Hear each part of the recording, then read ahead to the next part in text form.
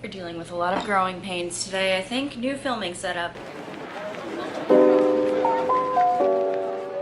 Hello everyone, welcome back to my channel. It's Olivia. It has been a very long time since I just sat and talked to you guys with my books, and yeah, I feel like a lot has been changing. Obviously I moved. This is a new filming setup. I'm gonna see how I feel about it, if I like it, if I need to adjust. Normally I'd film in front of a window, but I'm keeping the blinds shut because it is very hot, 100 degrees hot, so I'm trying to keep the house nice and cool. With that, normally this is my reading wrap up for the month, for a couple of months, but to be completely honest, I haven't read a whole lot, so we're gonna do everything I read, watched, and listened to for the months of July and August. So grab yourself your preferred coffee. This is an at-home pumpkin cream cold brew, except it's more pumpkin espresso and then little cold foam on the top. All right, let's jump into it. Obviously in July, I went to Disneyland with my mom to celebrate like moving here and everything.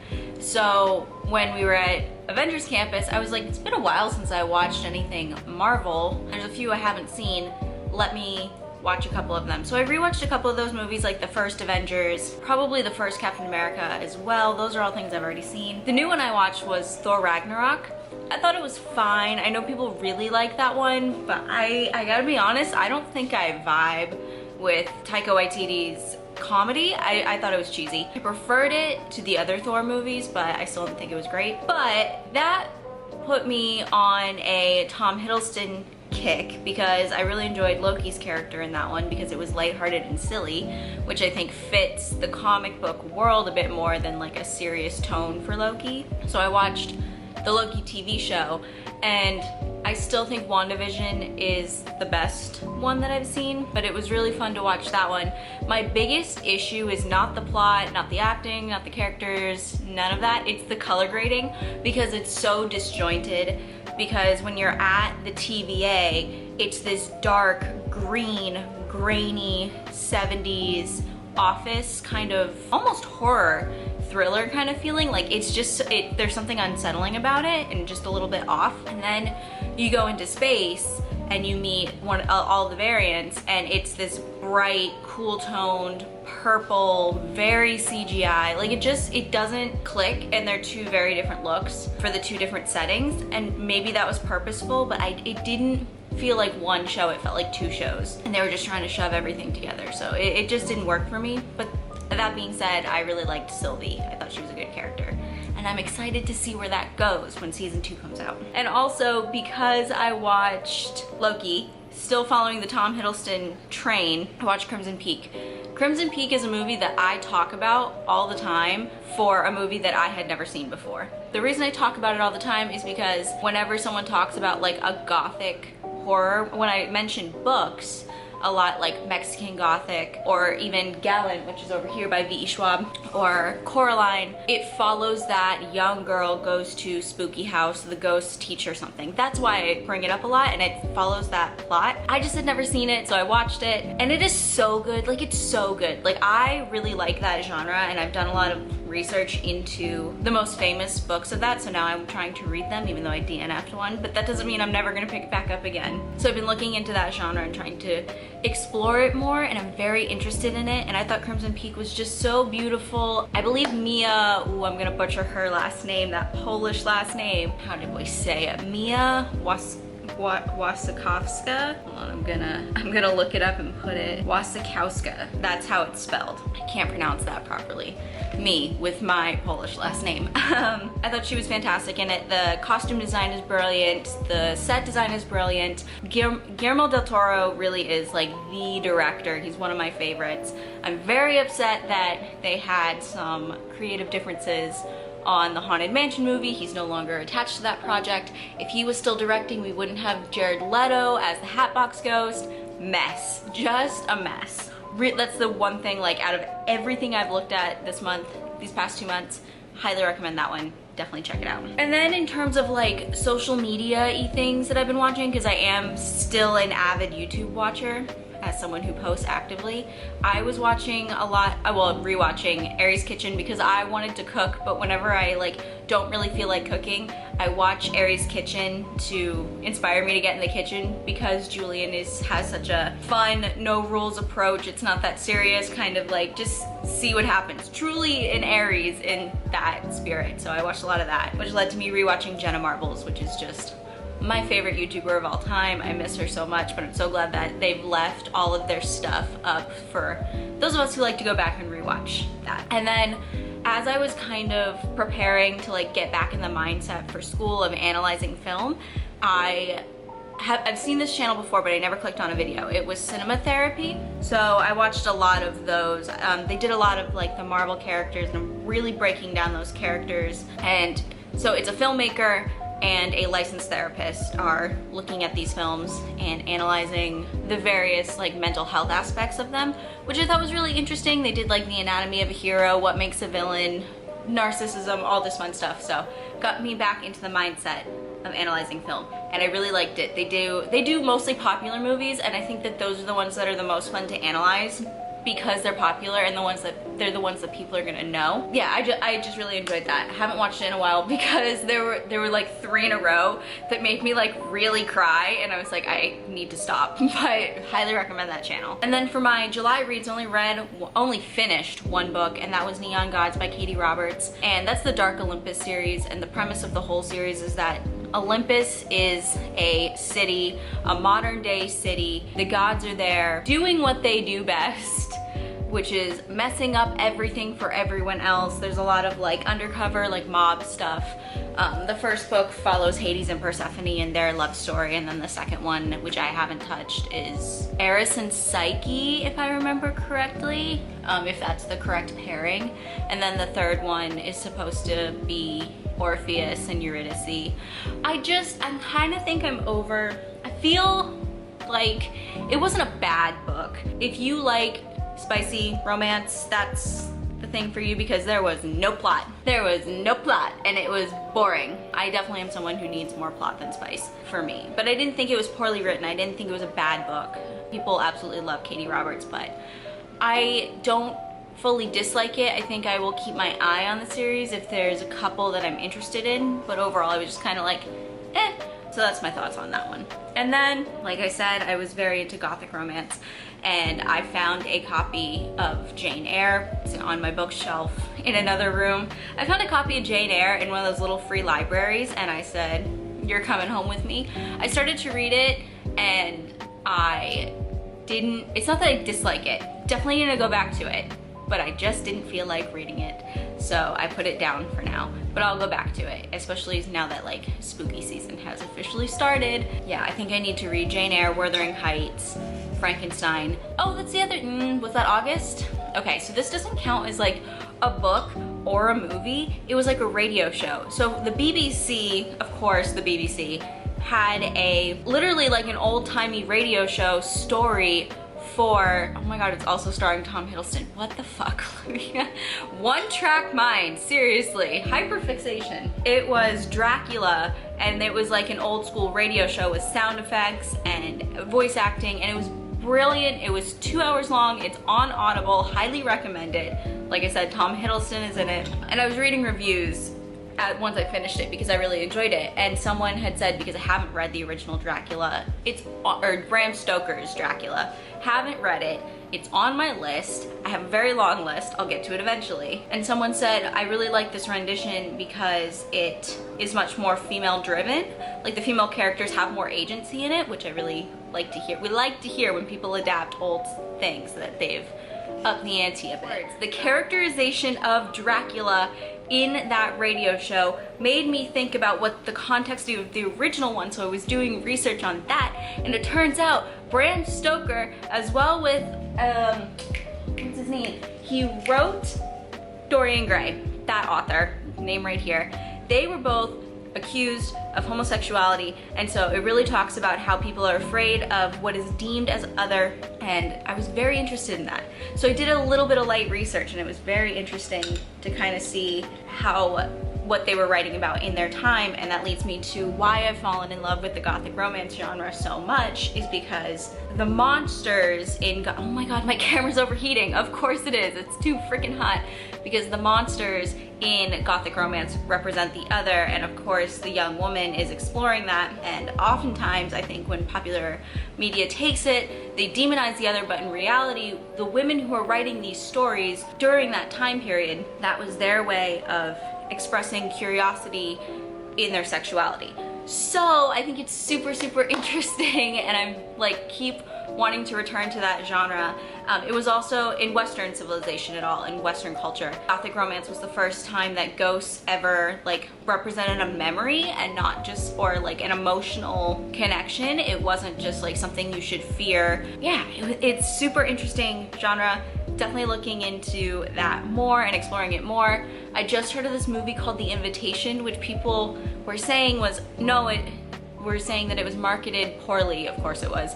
It was marketed as a horror movie when in reality it is a gothic romance. It's for those of us who like vampire love stories, for those of us who like a good fantasy romance. So I will definitely be looking into that because vampires are fantastic when it comes to gothic romance. So yeah, definitely looking into that soon. Okay, moving on to August watches, and I have been watching so much stuff, it's kind of ridiculous. I never watch TV, I never watch movies. Olivia, aren't you going to school for film? Yes, I am, but it's kind of a task. It's a lot of a task for that much mental work, so I never watch anything. The first thing I watched in August, I think this was the first thing, I was hanging out with my friend Hector. We were talking about various movies, and I said, oh, Who Framed Roger Rabbit is one of my favorites. And he's like, I've never seen it. Showed it to him, he enjoyed it. I think he enjoyed it, he could be lying. But it's like, it's a total masterpiece to me. As someone who loves animation and film noir with my whole heart, to combine the two into one movie is incredible. It's hysterical. Some things don't age super well. It came out in 1989, as to be expected, but that's fine by me. It's still funny. Yeah. The whole thing, I could write a whole ass thesis about why it's one of the best movies ever made, but I won't bore you with the details, just know that it was nice to watch. Then I started watching a little bit of Supernatural again. I watched all of the first season and then half of the second season, and then I stopped because I don't know if I want to finish the series. And what I mean by that is when I stopped watching like consistently, it was season 11, and so there's about 4 seasons left for me to watch, but I don't remember what happened in the previous season. So I think what I need to do is find like a list of episodes that are like key points so I don't miss anything, and so I don't have to rewatch 15 years worth of TV, because that is so much. I forgot how much I like that show. The first season is superior. It is so scary. It is so scary. There were a lot of episodes that I was like, I forgot about that. Like, that is, one, it's very graphic. I can't believe they show that stuff on TV. 2, very spooky. As someone who's a complete candy ass, there were a lot of episodes that I was just like, I don't think I'm gonna be able to sleep at night. I.e., the Bloody Mary episode, and the episode where there's the young girl in the painting who's Sweeney Todding everyone. Yeah, scary. There's more, but those like stand out in my brain as really scaring me. I'm also in the middle of rewatching Friends. Again, not really paying attention to it. It's more like background noise. I've seen that show a billion times. I turned it on this past 2 weeks because my life is kind of in flux, and that's my comfort show. When things get weird and there's a lot of moving pieces, that's what I'm gonna watch, because I've seen it, seen every episode a billion times. Like, I'm not kidding when I tell you I have been watching that show since the day I was born. Thank you, Mom. So that's my background show for now. Like, I was cooking dinner and I had it on, and it was the episode where Ross and Rachel, where I'm gonna say Ross cheats on Rachel, but I got yelled at by my friend. He was like, he didn't cheat on her. It's not that they weren't on a break, and he shouldn't have slept with the girl from the coffee place, but technically, whatever, it's not cheating. I think it's cheating. I can't believe that we're still having this debate. Doesn't matter. And then I was hanging out with said friend, and he was like, oh, have you watched Squid Game? And I said no, because when it came out, I was not in a good headspace. So we watched the first episode, and I said, that's enough of that. It's a good show, I will continue it, but that is some dark stuff. And then the last thing I watched for August was for a class, and it was Sunset Boulevard, which I haven't seen in a really long time, and it's a fantastic movie. If you haven't seen it, you should watch it. The actress who plays Norma Desmond in it, I was so taken by her facial expressions with this rewatch, and I usually am, but it was just like, so the premise, if you are unaware of Sunset Boulevard, is it's a film noir, so of course I like it. So a man who is a struggling writer in LA, he can't pay his rent, he can't pay for his car, he's trying to dodge some debt collectors, ends up at the estate of a old or aging silent film star who no longer has a claim to fame, and some fuckery happens. She falls in love with him, he falls in love with a young writer. It's, you know, it's a whole lot of melodrama, and I love it. And yes, pretty much some fuckery ensues, and it's fantastic. I think that this watch, usually I'm very like taken by the creepiness of it and like the aesthetics of film noir, and something that has been on my mind has been the idea of women aging. And so I think it's really interesting that the villain, or the scary, creepy part of this movie, is an aging actress who is just clinging on to her youth.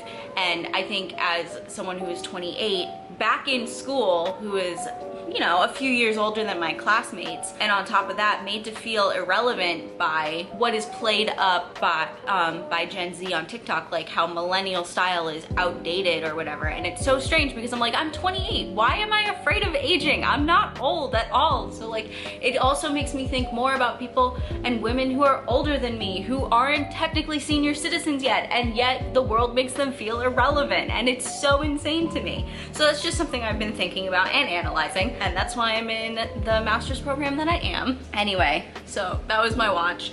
And then I DNF'd a lot of books in August. I started to read The Vine Witch, which is a reread for me, which is why I don't mind DNFing it. It's the story of a witch who was cursed and turned into a toad for 7 years. She comes back seeking revenge on who cursed her, but she doesn't remember who cursed her. Also, when she returns home, her home being this beautiful vineyard in France, it's struggling. She's trying to save her family's home. Fantastic story, great, lighthearted. Fuck you, you're overheating again. I need a new camera.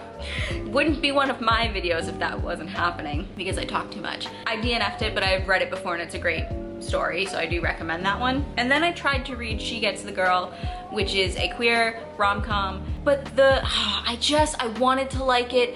The cover's really cute. It's got girls in roller skates on it. I thought it was gonna be adorable. I think for me, the characters are too young. It's about two women starting undergrad, so starting college, they're 18 years old, and one of them is really shy, which that would be my entry point. I used to be, well, still can be, extremely shy and socially awkward. But I think for me, the writing and a lot of the way things were phrased, it was a lot of just, this is my year, this is my time to shine. And it felt really forced. I don't remember having that mindset, and I don't know anyone who had that mindset to where it was repeated multiple times on every page. It just didn't, I don't know, it seemed weird. It just felt very forced and insincere, which is a shame because I really wanted to enjoy it, and I love reading queer rom-coms. I need to read more in the LGBTQIA+ genre. Heartstopper is on the list. That's a graphic novel. They made a Netflix show. And that's what I said about She Gets the Girl. I think it's actually behind me. So this is the book. Adorable cover. I think if Netflix gets their hands on this and makes a show, it would be great, or even like a movie. I think it would be really cute. It's by the person who wrote 5 Feet Apart. I think that stars Cole Sprouse or something like that. I don't know, but I had high hopes and not good. And then I tried to pick up one of Book Talk's favorites, which is The Cruel Prince by Holly Black. Again, it's too young for me, and I know that one's young adult, but usually I can get through a young adult fantasy just because the parts that set it in the real world that are young adult, like high school and like early college, that usually take me out of it and like keep me from relating, don't really play a part. But it was a bully romance, so a lot of it was just stupid like hair pulling and like kicking dirt on food, and I was like, this is like, I can't. Are we in like 5th grade? I can't stand it. So I said, that's enough. I know a lot of people like it, and I think I get why. I'm also not a fan of bully romance. I think it's really toxic. So for me, no go. And then now I'm in the middle of another rom-com, but this is an adult rom-com, so I think we're in the clear. It's called Funny You Should Ask. This is apparently, it's written by the woman who did a interview with Chris Evans for GQ back in 2012. I've seen the interview that this is like apparently based off of, but just reading the first like 4 chapters, I'm like, this is not based off that interview whatsoever. It's so night and day, and I feel like it follows the small town trope just a little too closely. And after reading Emily Henry's Book Lovers, I'm gonna have a hard time with it. But I will remain optimistic. I will finish this one, I swear it. And with that, that's the, oh no, wait a minute, no, okay. I also, for music, we're regressing apparently. I've been in a big pop punk, emo night throwback mood, so I've been listening to my It Was Never a Phase playlist on Spotify. This is one that I made, so it's got like Blink-182, My Chem, Fall Out Boy, some Asking Alexandria, Black Veil Brides. So it's pop punk and post-hardcore, like true emo jams. So I've been listening to that. Also, in the excitement for spooky season, a couple of Rob Zombie songs have been thrown in the loop for what I've been listening to. So yeah, that is it. That's everything. That's all of the media I have consumed in the past 2 months. It is so much. My brain is so full to bursting. And with that, thank you so much for watching. Please click the subscribe button. Leave a comment telling me if you've read or watched or listened to anything that I've consumed in the past 2 months, and we can have a conversation about it. And I will see you guys next time, trying to get to Disneyland for some Halloween fun. I think I'm going to Horror Nights with my friend, unconfirmed at this point. And yeah, I will see you guys next time. Bye.